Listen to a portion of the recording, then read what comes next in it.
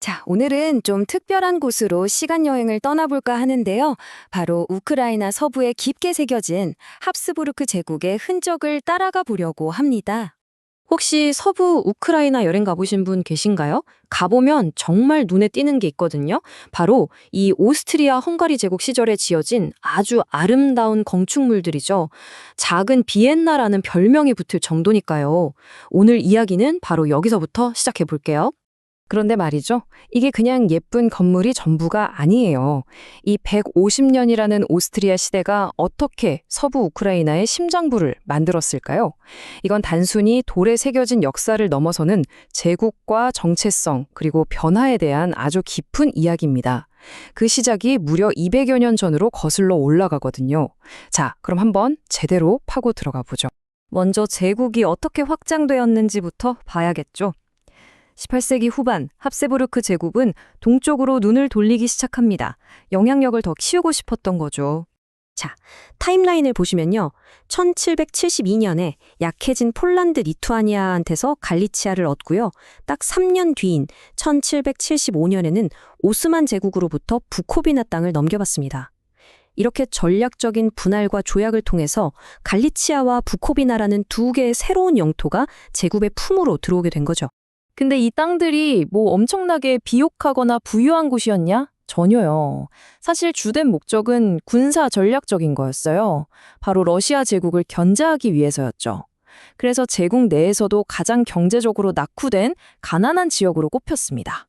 온갖 민족과 종교가 뒤섞여 있었고 특히 농촌 지역은 정말 가난에 허덕이는 곳이었어요. 말 그대로 당시 강대국들 사이의 힘겨루기에서 중요한 완충지대 역할을 했던 척박한 국경지대였던 겁니다. 자, 그럼 이 새로운 땅을 얻은 합스부르크는 뭘 했을까요? 그냥 내버려 두었을까요? 아니죠. 단순히 정복하는 데서 그치지 않고 아주 체계적으로 이 지역을 통합하고 현대화시키려고 했습니다. 위에서부터 아래로 쫙 뻗어나가는 방식으로요. 이때 등장하는 인물이 바로 계몽군주로 불렸던 요제프 2세입니다. 이 사람이 정말 대대적인 개혁을 밀어붙이는데요. 첫째, 1781년에 관용령을 내려서 카톨릭이 아니더라도 종교의 자유를 줬고요. 둘째, 제국의 행정관수를 무려 23배나 늘려서 국가 통제력을 강화했어요. 셋째, 의무교육을 도입하고 리비우의 대학까지 세웁니다. 마지막으로 정착하는 사람들한테는 땅이랑 목재를 주고 심지어 7년 동안 세금까지 면제해주는 파격적인 혜택을 제공했죠. 한마디로 통제는 중앙으로 모으고 경제는 활성화시키려는 큰 그림이었던 거예요. 이렇게 제국이 노력을 쏟아부었지만 사실 대부분의 지역은 여전히 가난했어요.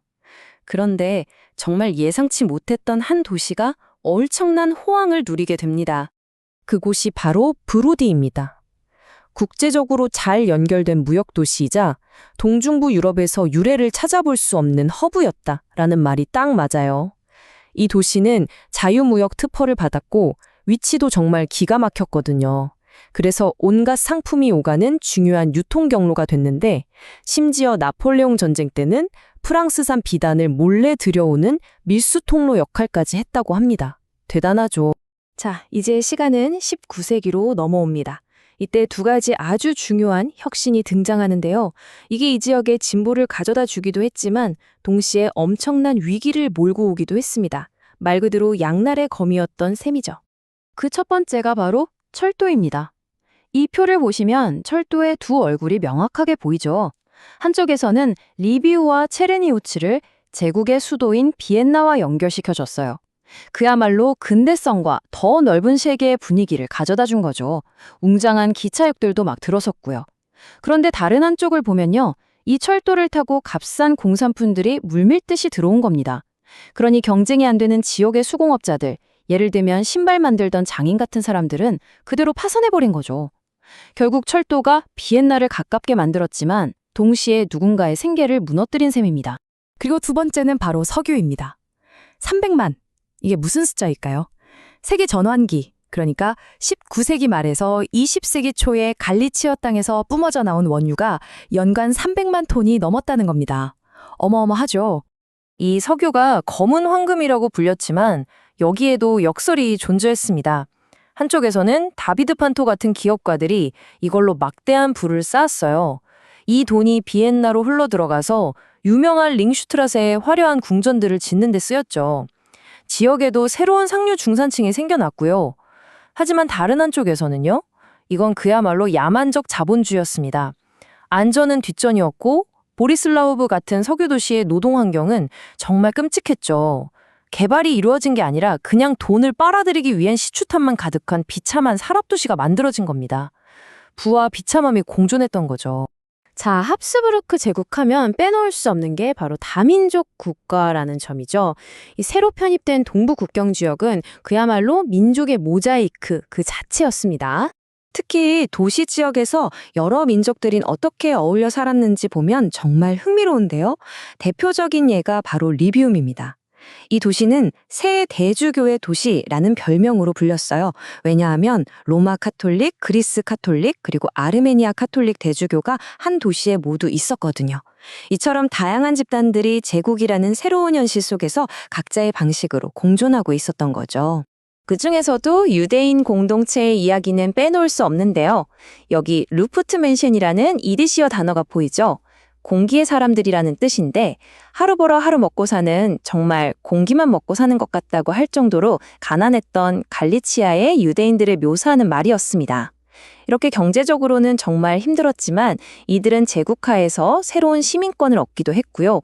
브로디 같은 도시에서는 기독교인들과 시회회 의석을 나눠 갖는 등 나름의 독특한 공존 방식을 찾아내기도 했습니다. 그런데 문제가 생깁니다. 제국이 이 다양한 민족들을 좀 더 잘 이해하고 통치하고 싶어 하면서 민족학이라는 새로운 학문이 발달하기 시작해요. 문제는 이 과정에서 복잡한 개인들을 그냥 단순한 유형으로 분류하고 범주화해버렸다는 겁니다. 이 민족은 이렇다 하는 식의 클리셰, 즉 인종적 고정관념이 만들어지기 시작한 거죠. 이 사진이 그 과정을 정말 적나라하게 보여주는 예입니다. 왼쪽을 보시면 원래 사진은 분주한 시장에서 노새를 탄 한 유대인 상인의 모습이에요. 맥락이 살아있죠? 상업에 종사하는 한 개인의 모습입니다. 그런데 오른쪽 사진을 보세요. 배경을 싹 지워버렸죠? 그랬더니 어떻게 됐나요? 이 사람은 더 이상 특정 장소에 있는 개인이 아니라 그냥 허공에 둥둥 떠있는 추상적인 유대인 유형이 되어버렸습니다. 살아있는 한 사람이 시대를 초월하는 문제적인 고정관념, 즉 본질화된 이미지로 박제되어 버린 순간인 거죠. 바로 이 지점에서 정말 중요한 전환이 일어납니다. 1848년 유럽을 휩쓴 혁명의 물결 속에서 이 지역에서도 질문이 터져 나온 거예요. 그래서 우리 루테니아인은 도대체 누구인가 하고요. 이때 우크라이나어를 쓰던 루테니아인들 사이에서 크게 두 가지 흐름이 나타납니다. 하나는 우리는 하나의 통일된 우크라이나 민족이다 라고 주장하는 나로더우치. 다른 하나는 우리는 사실 러시아 민족의 한 갈래다 라고 믿었던 칠러파였죠. 결국에는 친우크라이나 관점이 대세가 되는데요. 중요한 건 이겁니다. 아이러니하게도 제국 아래에 이 비교적 자유로웠던 시대가 오히려 현대적인 민족 정체성이 싹 트는 자양분이 되었고 이때 시작된 논쟁이 오늘날까지도 영향을 미치고 있다는 사실이죠. 그렇게 150년이 흐르고 제1차 세계대전이 끝나면서 거대했던 제국은 결국 무너지고 맙니다. 그럼 그 많던 갈리치아의 석유, 그 돈은 다 어디로 갔을까요? 안타깝게도 그 지역에 남지 않았습니다. 대부분 비엔나로 흘러들어갔죠. 그리고 그 돈으로 의사, 변호사, 과학자들이 커리어를 쌓고 강력한 상류 중산층이 형성됐습니다. 다시 말해 동부에서 뽑아낸 부가 오늘날 우리가 아는 그 화려하고 현대적인 비엔나를 만드는 데 아주 중요한 역할을 한 셈입니다. 자, 이렇게 쭉 흐름을 보니까 어떠세요? 1772년에 이 땅을 얻어서 1918년에 붕괴하기까지 인류의 거대한 역사 속에서 보면 그리 긴 시간은 아니지만 정말 믿을 수 없을 만큼 엄청난 변화가 휘몰아쳤던 시기였습니다. 제국은 이제 사라졌습니다.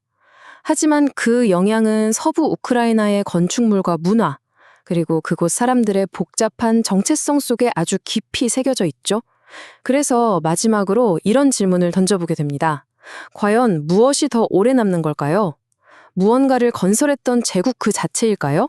아니면 그 제국이 만들어낸 사람들의 정체성일까요?